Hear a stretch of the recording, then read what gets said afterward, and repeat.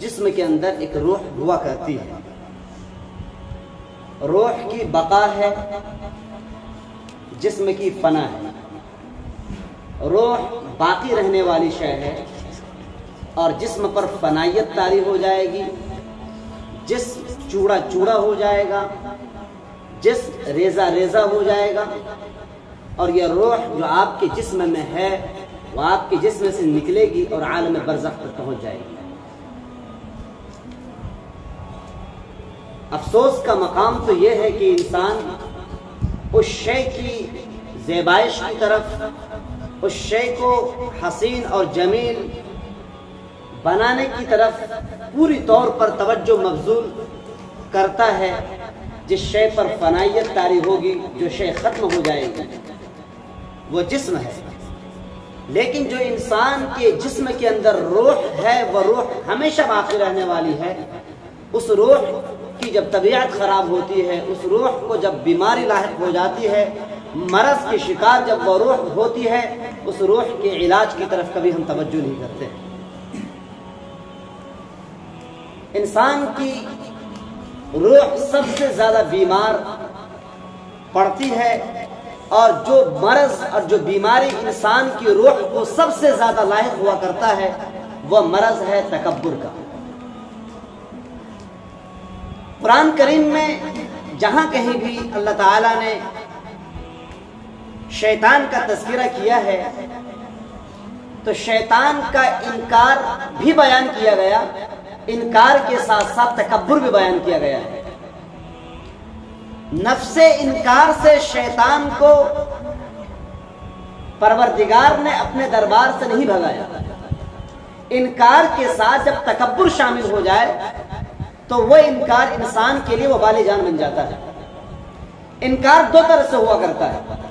ایک انکار تو وہ ہے جو انسان اپنے عدم استطاعت کی بنیاد پر کرتا ہے، اور ایک وہ انکار ہوتا ہے جو انکار انسان کرتا ہے، اس کے پاس طاقت ہوتی ہے، استطاعت ہوتی ہے، قوت ہوتی ہے، لیکن وہ تکبر کی وجہ سے انکار کرتا ہے۔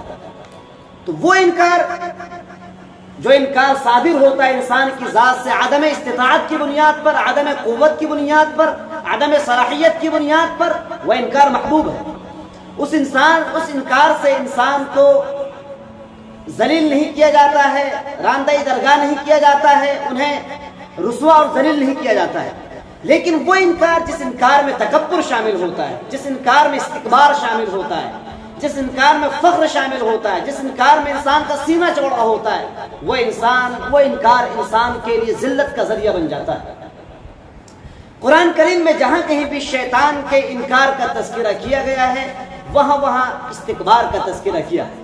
سب سے پہلے آپ سورۃ البقرہ دیکھ لیں، اللہ تبارک و تعالیٰ نے ارشاد فرمایا وَإِذْ قُلْنَا لِلْمَلَائِكَةِ اسْجُدُوا لِآدَمَ فَسَجَدُوا إِلَّا إِبْلِيسَ أَبَى وَاسْتَكْبَرَ، ابا انکار کیا، واستکبر اور تکبر کیا، وَكَانَ مِنَ الْكَافِرِينَ۔ پتہ یہ چلتا ہے جو انسان انکار کرتا ہے اور انکار کے ساتھ جب تکبر شامل ہوتا ہے، تکبر کی دو تین قسمیں ہیں، اس بات کو ذہن نشی کر لیں۔ تکبر تین طرح کا ہوا کرتا ہے۔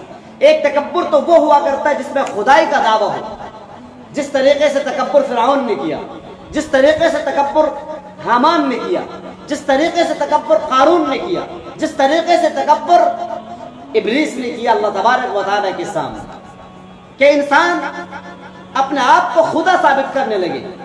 ایسا تکبر انسان کو کافر بنا دیتا ہے۔ دوسرا وہ تکبر ہے جو تکبر صادر ہوا مشرکین مکے کی طرف سے، جو تکبر صادر ہوا منافقین مدینہ کی طرف سے، وہ تکبر اللہ اور اس کے رسول کے مقابلے میں کیا جاتا ہے، لیکن اس تکبر میں خدائی دعویٰ نہیں ہوتا ہے، لیکن اس تکبر کی بنیاد پر بھی انسان ایمان سے باہر نکل جاتا ہے۔ ایک تیسرا تکبر وہ ہوا کرتا ہے جو انسان کے مقابلے میں کرتا ہے۔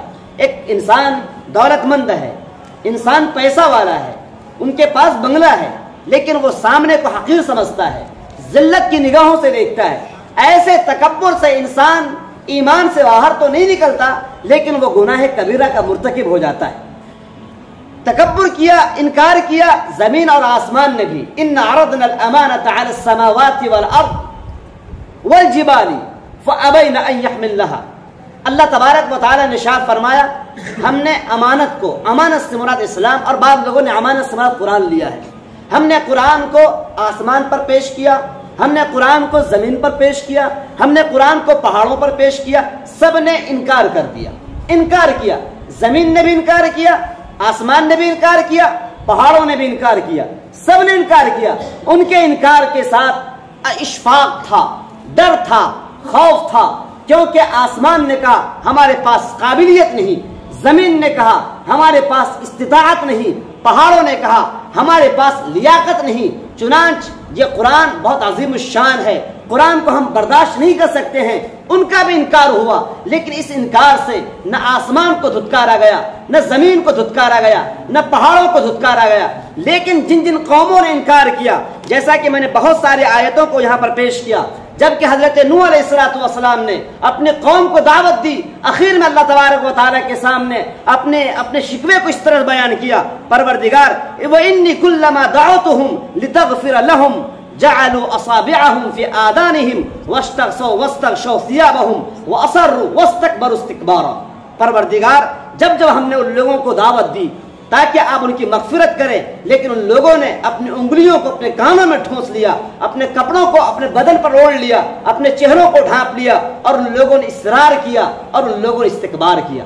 تو جن جن قوموں نے استکبار کیا، اسی طریقے سے فرعون کی قوم کے ساتھ بھی استکبار کی صفت جڑی ہوئی تھی، اسی بنیاد پر فرعون کی قوم کو دھتکارا گیا۔ قرآن کریم میں ہے سورۃ الاعراف، فرعون کا واقعہ ہے، فاستکبروا وکانوا قوما مجرمین۔ اسی طریقے سے والذین کذبوا بآیاتنا واستکبروا عنها اولئک اصحاب النار هم فیہا خالدون۔ سورۃ الاعراف میں یہ بیان کیا گیا ہے۔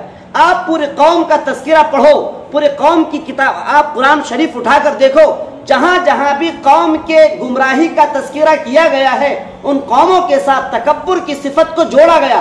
پتہ یہ چلتا ہے اگر آج یہ امت مسلمہ کے اندر استکبار داخل ہو جائے گا، تکبر داخل ہو جائے گا، اس تکبر کی بنیاد پر اس قوم کو بھی کبھی فاسق گردانا جائے گا، کبھی کافر گردانا جائے گا۔ آج اگر اللہ تبارک و تعالیٰ کی لعنت قوم پر نازل ہو رہی ہے، اللہ تعالیٰ کا عذاب اس قوم پر نازل ہو رہا ہے، اور لہذا ایک اصول یاد رکھیں، ہمیں ہمیشہ یاد رکھیں کہ ہمیں کبھی بھی مرض سے نفرت ہونا چاہیے، مریض سے کبھی نفرت نہیں ہونی چاہیے۔